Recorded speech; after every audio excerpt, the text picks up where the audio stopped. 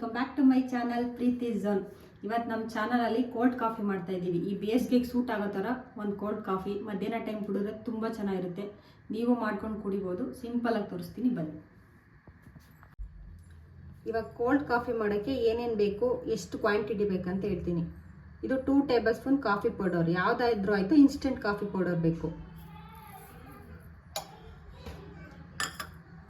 2 table spoon sugar, 2 table spoon hot water. ಎಲ್ಲನೂ ಒಂದೇ ರೇಷದಲ್ಲಿ ತಗೋಬೇಕು. ಇಷ್ಟನ್ನು ತಗೊಂಡಾದ್ಮೇಲೆ ಇದನ್ನು ಚೆನ್ನಾಗಿ ಬ್ಲೆಂಡ್ ಮಾಡ್ಕೋಬೇಕು. ನಿಮ್ಮ ಹತ್ರ ಬ್ಲೆಂಡರ್ ಇದ್ರೆ ಬ್ಲೆಂಡರಲ್ಲಿ ಮಾಡ್ಕೊಳ್ಳಿ, ಇಲ್ಲ ಅಂದರೆ ವಿಸ್ಕರಲ್ಲಿ ಮಾಡ್ಕೋಬೋದು.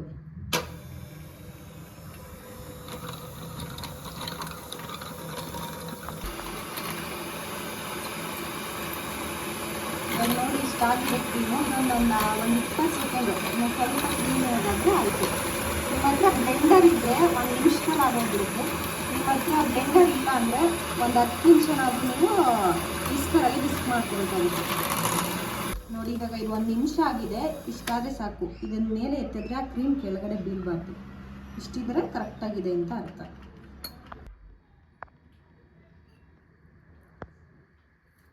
ಇವಾಗ 2 ಕಪ್ ತಗೊಂಡು ಅದರಲ್ಲೊಂದು ಮುಕ್ಕಾಲಷ್ಟು ಇದು ಚಿಲ್ಡ್ ಆಗಿರೋ ಹಾಲು, ಕಾಯಿಸಿ ಫ್ರಿಜ್ಜಲ್ಲಿಟ್ಟು ತೊಗೊಂಡಿರೋದು ಹಾಲಿದು.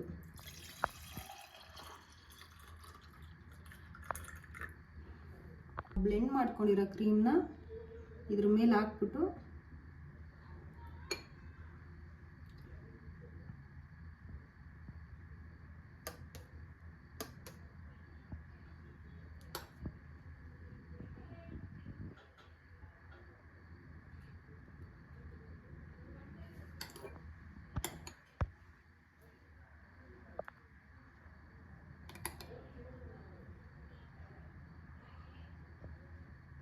ನೀವು ಸ್ವಲ್ಪ ಶುಗರ್ ಜಾಸ್ತಿ ತೊಗೋತೀರ ಅಂದರೆ ಇನ್ನೂ ಸ್ವಲ್ಪ ಶುಗರ್ ಹಾಕೋಬೋದು.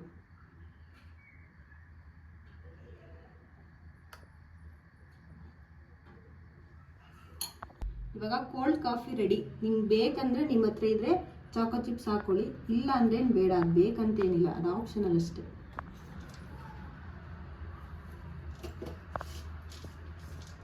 ಇಷ್ಟ ಆದರೆ ನನ್ನ ಚಾನಲ್ನ ಶೇರ್ ಮಾಡಿ, ಸಬ್ಸ್ಕ್ರೈಬ್ ಮಾಡಿ, ಲೈಕ್ ಮಾಡಿ. Thank you.